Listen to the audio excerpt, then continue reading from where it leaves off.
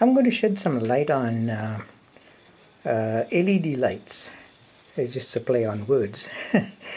These are all 60 watt, the incandescent 60 watt compatible, which gives you about 800 lumens. And now the LEDs only consume about 7 to 8 watts, giving the same amount of lumens, which is around 800. Now, light actually comes in two different waveforms. One is like a 2700 K, that is Kelvin, to 3000 Kelvin, which is like considered a warm white or a soft white. And then you have the very clear bluish color light, which is like a 500 K Kelvin, close to. So when these light up, this one lights up, it'll be almost like a pure white, like a sunlight white. Now, not all LEDs are manufactured the same. There are some that are that have a driver built in. You'll see this is where the driver is, and then there are only about 5 LED tubes or LED diodes. LED means light emitting diode. A diode is a DC operated, a direct current operated component. So there is a driver in here which converts the AC into a DC pulse, and it lights up the 5 diodes here, giving you the 800 lumens, or the lighting spectrum. This one is a 2700, sorry, it's a 3000 K, and this one is a 500 K, but this is a different style. This is a little more expensive type of bulb. If you see, you can see the LED tubes or the LED diodes are hooked up in series here. It does have a very small driver here, but it's not like this one. Now the problem with these two types of, and here's the frosted one. If you can look into the bulb here, it has something similar to this one too. So this is also done in series. So the only way to find out is the two different styles is that this one doesn't have this little base here, and this one is a clear base, and then the switching mechanism is only inside here, not inside here. Now I'm telling you what the difference of the two are. This one is a lower quality LED type of bulb, the one with the base here. If you are just using it just for a light which you turn on and off, these are good enough. But if you use a light which has a timing device or a potential variable switch, which we call pot, that is like a slider dimmer, like a dimming switch, these will work better on them, because these are in a series and they're getting the full power from the unit itself, not through a driver. So these type of bulbs with the glass all the way down to the base, now these bulbs, this style is called an A19 bulb, A19 bulb. So what I'm trying to express is, if you're using a light where you have a timing device, like for your outside porch lights, or if you have a lamp or a kind of a mood light with a variable switch where you can decrease and increase the intensity of the light. Now on an incandescent, it's okay, it will work, but now you can't buy any incandescent bulbs anymore, because since about February of last year it was banned You cannot buy them anymore. They are not manufactured. Offshore they may be manufactured, but technically in the USA and Canada you cannot buy them anymore. It's illegal to sell it too. So all you can do is buy these LEDs. So a lot of people are having issues and concerns as to what's the best type of bulb to get. Now this type of bulbs are a little bit more. They may be close to about 2 times the price of these ones. Because this is a different technology. So when you have this on a timing device, or when you have it on a potential meter, which is actually a variable rheostat to increase and decrease the lighting intensity, these will actually dim pretty good. They will go down, up and down to about 35%, and then they'll go down. After that, it'll dim down. Now, the problem with these ones is this is because it's actually driving, the power is actually driving the driver. So when you're reducing the rheostat, it reduces the amount of power going into here. So it reduces the power going into the driver, and what will happen is the power will go down and down and down and down, and there'll come a point around 30%, about 25 to 30%, where it'll just go right off because the driver can't push any power out anymore. But if you what's happening is if you when you look at the box, you have to make sure that there are some that are meant for dimmables, like it says dimmable, and then there are some that says non-dimmable. The non-dimmables are a little more cheaper. But now with the non-dimmables, what happens is if you put it on a dimming circuit, you can dim it to a certain point, but then around 35 to 40%, it just shuts off. Whereas on the dimmables, you can take it down to about 20 to about 25%, and then it shuts off again because the power is not enough to drive these. Now, what will happen is, if you have a timing device, now the timing device requires a certain voltage, probably about 30 to 40 volts, to drive the timing device. That is to keep the time, the schedule, and to keep the electronics inside live. So there is like a ghosting voltage, a voltage that we call a ghost voltage, which is around 30 to 40 volts, will go through. And if you don't use the right type of bulb, if you use the dimmable and the non-dimmable, but I found out I actually used the dimmable one too, and still this bulb was still glowing very, very slightly, even though the timer had shut off and said your time is up, your schedule, you're supposed to go off. This was still glowing. I would say about 25 to 30% of light was coming out of it. So pretty soon, you're putting a lot of hours on these bulbs. They'll burn out.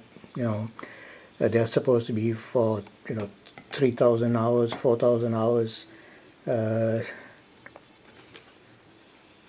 60 watts. What does it say? I think it says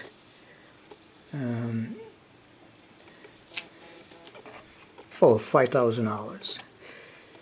They're good up to 5,000 hours. They may not last that long because you're continuously running the electronics in here with that residual, the ghost power that is driving the driver. Now with these type of bulbs, you're not actually doing that. So if you have an outside light, these are the better bulbs to use. Now this one is a clear bulb, and this one is a frosted one. If you want to take a look at it, what you do is you hold a flashlight on the back of it. I don't know if you can see it. You'll see the elements or the filaments in the back. I can't see it through my camera how clear it is.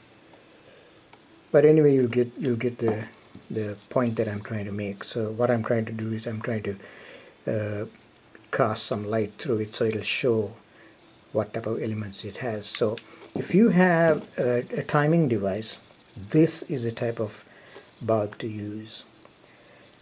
Here's the clear and here's the frosted. But if you just have like a basic table lamp or just a room light with no adjustments, then you can use these bulbs. These bulbs are much cheaper than these. Now if you have a situation where the light outside is starting to flicker, that means a certain voltage, 40 to about 50 volts, is going into the light fixture through your timing device. So it'll start to glow very, very slightly, or it'll start to flicker. And that can cause a nuisance because, aesthetically it doesn't look nice. So what you have to do is, there is a product which is called a minimal load capacitor, which is actually a capacitor and a resistor together. And what you have to do is there's a company called Lutron that manufactures it. You can get it from I don't know if like Lowe's and Home Depot carries it, but I got mine from the electrical supply itself, and the company is called Lutron, and it's a little component with just two wires, about the size of a 9-volt battery, with two wires. And what you do is, according to the wiring diagram, you just hook it up at the lamp base where the light is. You just hook it up across the line and the neutral. It's very simple to install. And only thing is, if you have a fixture outside, like what happened to me, which is an outside porch light, you have to make sure that you have enough of space in the base or inside the box in the wall for this component, which is a minimal load capacitor, which is about the size of a 9-volt battery, to fit inside. You don't want to crush it. So it has to fit in, and it has to kind of lodge comfortably inside the fixture or inside the box. That's the only caveat, or that's the only concern you have to have, so you're not, when you're putting the fixture back, you're not squeezing it or crushing it and cracking it. So make sure that there is enough of space for it to go inside.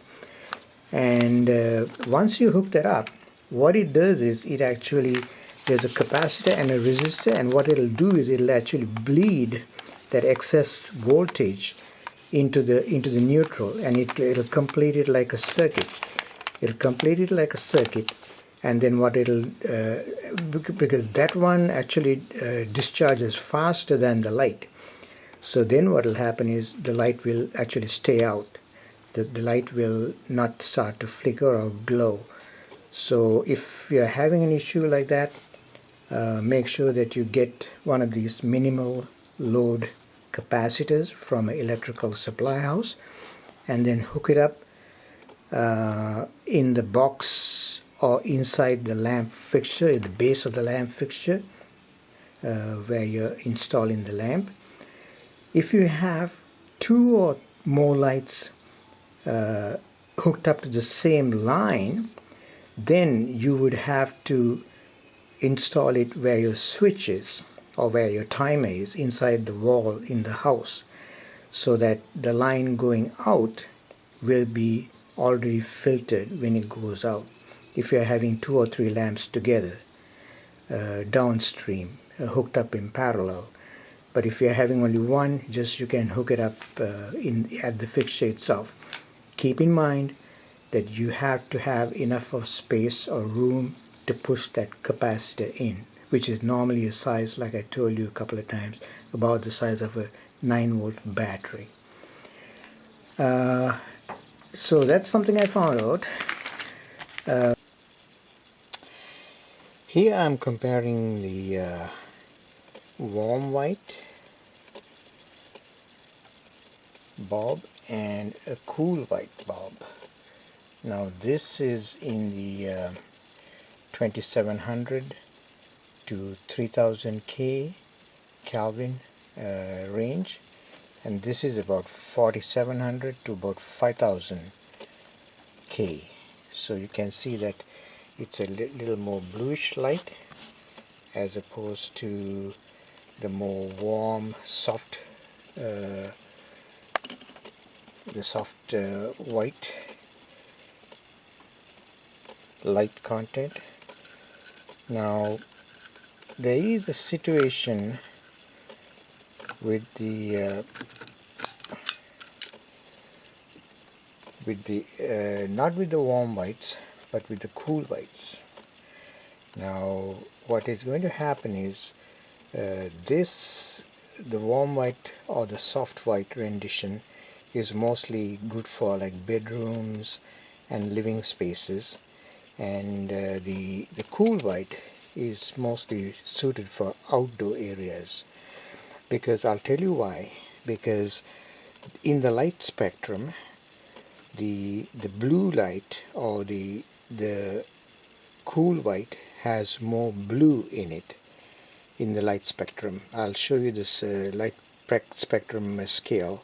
There's more blue light in it, and what happens is if you have this in a bedroom, the blue light actually retards or slows down the body's preparation of melatonin. Melatonin you need for sleeping. So when you have a blue light or a cool white bulb in a bedroom, your body thinks that it is daylight, and it stops retarding or stops making melatonin. Melatonin is required for you to go to sleep. So when you have a cool white bulb, your body or your eyes think that it's daylight, and it stops. It sends a message to the brain saying stop making melatonin because it's daylight now. So that is one thing you have to stay away from, having a cool white bulb in a bedroom or like a living area. Same situation is kind of reference to watching TV before going to bed. When you watch TV before going to bed, your eyes are bombarded with white light or blue light. Now blue light makes you, like I said, think that it's daylight and tells your body to stop make melatonin, and then you cannot go to sleep.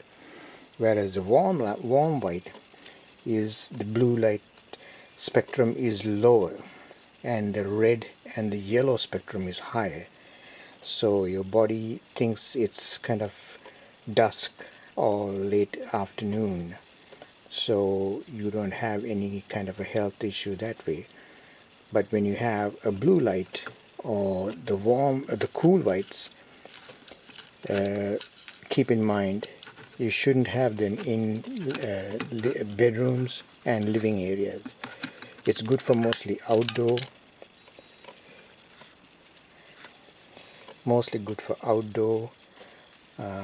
or areas, where you don't mind having a bright light, like a dining room. Maybe a dining room area should be okay for a cool white lamp. So keep that in mind when you are buying the LED bulbs, that the cool white should be mostly for dining areas and open areas or outside porch lights. But whereas the warm whites, try and put them in your bedrooms or living spaces.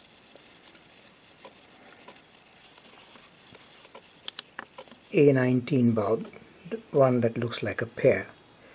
The A19 and E26 socket base, which is a standard medium base light fixture. So like I said, bottom of the line is this type of bulb with the non-dimmable. The next up is this type of bulb with the dimmable, and the next one up, the better one product, is this type of bulb with no this plastic section here. It's just a clear bulb all the way. I hope this is of use to you. We have one bulb. I'll cut this and I'll show you what is inside. There are like 5 LED chips in there.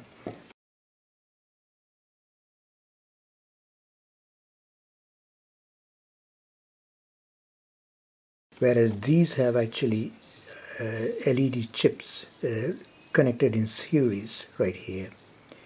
So these are a little more long-lasting and robust than these ones. Though they say that they're good for 5,000 hours, I don't know if anybody is going to sit by the light and look at the watch and count the number of hours.